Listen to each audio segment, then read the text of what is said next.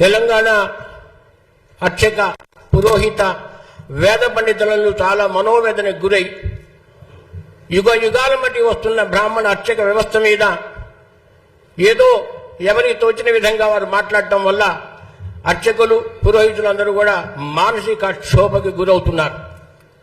ఏదో విధంగా బ్రాహ్మణుల మీద దాడులు చేయటం, బ్రాహ్మణ మంత్రోచ్చారణ మీద, వేషధారణ మీద, ఆహార్యం మీద, మంత్రార్థాల మీద కూడా చాలా మంది విపరీతంగా ఈ మధ్య మాట్లాడి బ్రాహ్మణ సమాజాన్ని అవమానపరుస్తున్నారు, కించపరుస్తున్నారు. ఆ సందర్భంలోనే ఈ రోజున మేము ఈ కృష్ణ మాదిగ గారు చేసినటువంటి వ్యాఖ్యలను తీవ్రంగా పరిగణిస్తూ ఖండించడానికి ఈ రోజున మేము అందరం కూడా రావడం జరిగింది. మా ఆవేదనని, మా ఆలోచనని, మా బాధని చెప్పుకోవడానికి మాత్రమే ఇక్కడికి వచ్చాము. మేము సర్వే జనా సుఖినో భవంతు అనేటువంటి బ్రాహ్మణ వాక్యం పరిడి వెళ్ళాలని చెప్పి, వేదాలు నిలబడాలని, సాహితీ సంస్కృతులు నిలబడాలని, మన ఆచార వ్యవహారాలు నిలబడాలని చెప్పి ఉద్దేశంతో ఈ రోజున ఈ సమావేశానికి ఏర్పరచుకున్నాము. దీనికి మా Brahmin organizations for social service BOSS అనేటువంటి వ్యవస్థకి చీఫ్ కోఆర్డినేటర్గా ఉన్న శ్రీ బసరా శ్రీనివాస్ గారు మన తెలంగాణ రాష్ట్ర బ్రాహ్మణ సమాజాలన్నిటి కూడా ఆయన నాయకుడిగా ఉన్నారు. వారి సందర్భంగా మేము పడుతున్న ఆవేదనని, బాధని ఆయన మీకు అందరికీ తెలియజేస్తారు. వారిని మాట్లాడవలసిగా కోరుతున్నాను. అందరికీ నమస్కారం.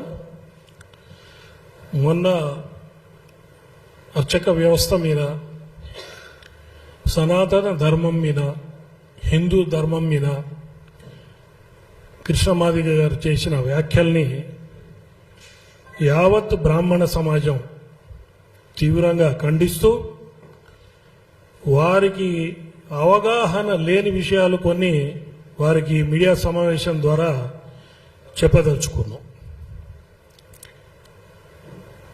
వారు త్రేతాయుగం నాటి చర్చ తీసుకురావటం జరిగింది. రాముడు రావణాసురుడితో యుద్ధం చేసినప్పుడు వానరులు సాయం చేశారు, వానరులు అడవిలో ఉంటారు కాబట్టి వారు ఆదివాసులని. అసలు త్రేతాయుగంలో కుల వ్యవస్థ అనేదే లేదు. ఇది వారు తెలుసుకోవాల్సిన ఆవశ్యకత ఎంతో ఉంది. అదేవిధంగా జామవంతుడు కుమార్తెని కృష్ణుడు చేసుకున్నాడు కాబట్టి పెళ్లి, కృష్ణుడు మా బావగారు అవుతారన్నాడు.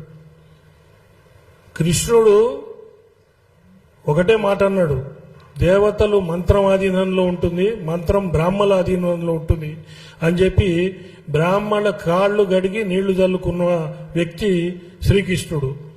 అటువంటి గౌరవం దేవతలు బ్రాహ్మణులకు ఇచ్చారు.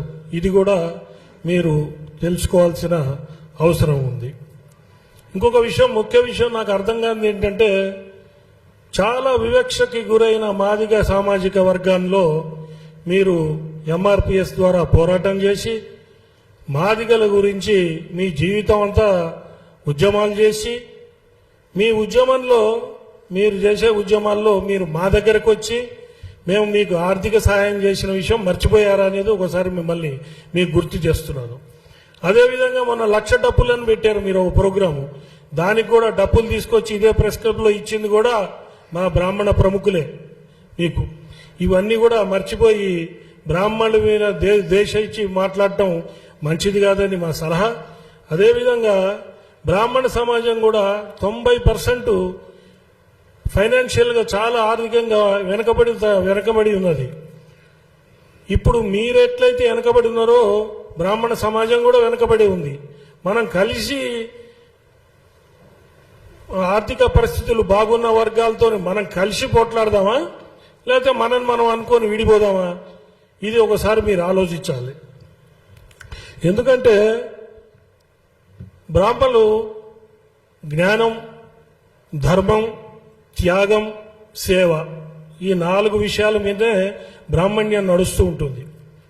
వేల ఎకరాలు, వేలాది కోట్లు మొత్తం పోగొట్టుకొని సమాజం కోసం త్యాగం చేసి, సేవ చేసి బ్రాహ్మణులు ఉన్నారనే పరిస్థితి మీరు తెలుసుకోవాల్సిన అవసరం ఉంది. ఇప్పుడు మీరు మాట్లాడిన దాన్ని బట్టి మొన్న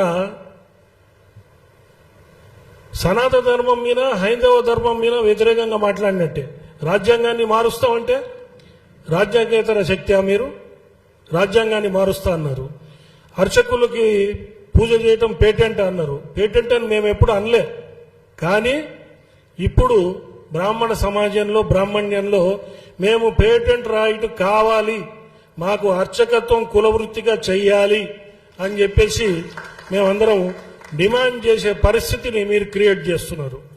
దేవాదాయ శాఖ ధర్మాదాయ శాఖలో కూడా అర్చకుల కోసం పరీక్షలు జరిగితే వారు దేవతారాధన, వేదాధ్యయనము, తర్వాత ఆగమ శాస్త్రంలో పట్టు ఉన్న వాళ్ళే అక్కడ సెలెక్ట్ అయ్యి పూజారులుగా ఉంటారు. దానికి బ్రాహ్మలే అటెండ్ కావాలని చెప్పి దేవాదాయ ధర్మాదాయ శాఖ కూడా చెప్పదు.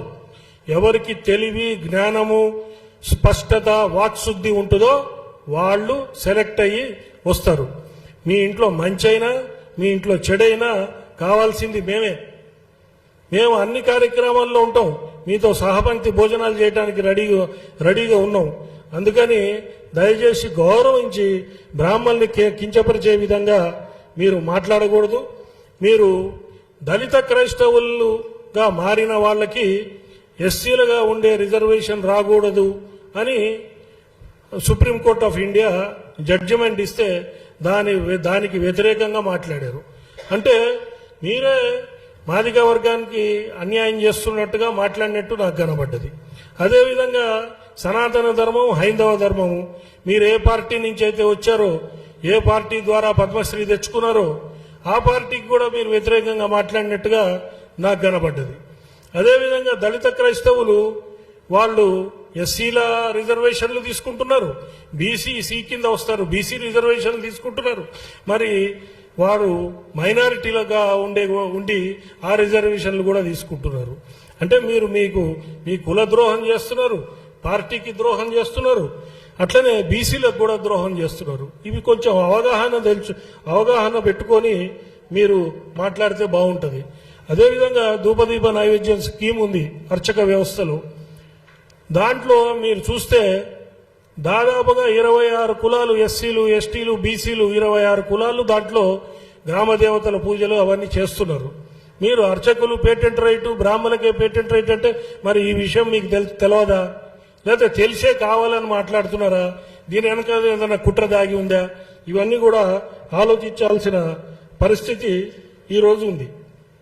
అదేవిధంగా ఇంతకుముందు ఒక సినిమా యాక్టరు బ్రాహ్మణుల గురించి ఇట్లనే మాట్లాడి ఆయన కూడా పద్మశ్రీ అవార్డు, చివరికి ఆయన పద్మశ్రీ అవార్డు పోయే పరిస్థితి అయ్యి చివరికి క్షమాపణ చెప్పి చంపలేసుకొని వెనక్కిపోయిన పరిస్థితి మీరు అందరు చూశారు. ఆ పరిస్థితి మీకు రావాలని మేము కోరుకోవట్లేదు. ఇప్పటిదాకా మీరు మాకు సహకారం అందించారు, అట్లనే ఉండాలనేది మా ఆకాంక్ష. అదేవిధంగా మీరు పద్మశ్రీ అవార్డుగా మీరు ఉన్నప్పుడు రాజ్యాంగ వ్యతిరేకంగా మాట్లాడడం తగదు. అదేవిధంగా మీరు ఏదైతే వ్యాఖ్యలు చేశారో ఆ వ్యాఖ్యల్ని దయచేసి పెద్ద మనసుతోని అవగాహన తెచ్చుకొని విషయాలన్నీ ఈ ప్రెస్ మీట్ ద్వారా మీరు ఆ వ్యాఖ్యలు వెనక్కి తీసుకుంటారని చెప్పి మేము ఆశిస్తున్నాం. 2-3 రోజుల్లో వెనక్కి తీసుకుంటే గౌరవించి ఇక్కడ వచ్చిన బ్రాహ్మణ పెద్దలందరూ కూడా వచ్చి మీ దగ్గరకు వచ్చి మిమ్మల్ని సన్మానించుకుంటాం. అదేవిధంగా మీరు వ్యాఖ్యలు వెనక్కి తీసుకోకుండా మొండిగా అవగాహన లేకుండా రాజ్యాంగేతర శక్తిగా మాట్లాడితే మాత్రం బ్రాహ్మణులు ఈరోజు ఐకమత్యం వచ్చింది. బ్రాహ్మణ సంఘాలన్నీ కలిసి ఈ భాషను ఒక వ్యవస్థను పెట్టుకున్నాయి. ఇప్పుడు బ్రాహ్మణులు తిరుగుబాటు చేసే స్టేజ్కి వచ్చారు. దయచేసి నిరసన కార్యక్రమాలు ప్రజాస్వామ్యయుతంగా మేము చేయటానికి రెడీగా ఉన్నాం. ఒకవేళ మీరు వ్యాఖ్యలు వెనక్కి తీసుకోకపోతే బ్రాహ్మణులు లోకా సమస్త సుఖినో భవంతు, మీరు 100 ఏళ్లు బతకండి, సంతోషంగా ఉండండి, దీవించే బ్రాహ్మణ్యంలో ఒక మూలన పరశురాముడి అంశ కూడా ఉంటుంది. ఆ అంశాన్ని బయటికి తీసుకొచ్చి మీ కులము దెబ్బతినుంది, మా కులం దెబ్బతినుంది, మనం పొట్లాడాల్సింది ఎవరితోని అది ఆలోచించుకొని దయచేసి ఈ వ్యాఖ్యలు వెనక్కి తీసుకుంటారని చెప్పి ఈ పత్రికా ముఖంగా నేను మిమ్మల్ని ఒక రకంగా రిక్వెస్ట్ చేస్తూ మీరు మా గౌరవాన్ని మీ గౌరవాన్ని నిలబెడతారని ఆశిస్తూ ముగిస్తున్నాను. జై హింద్.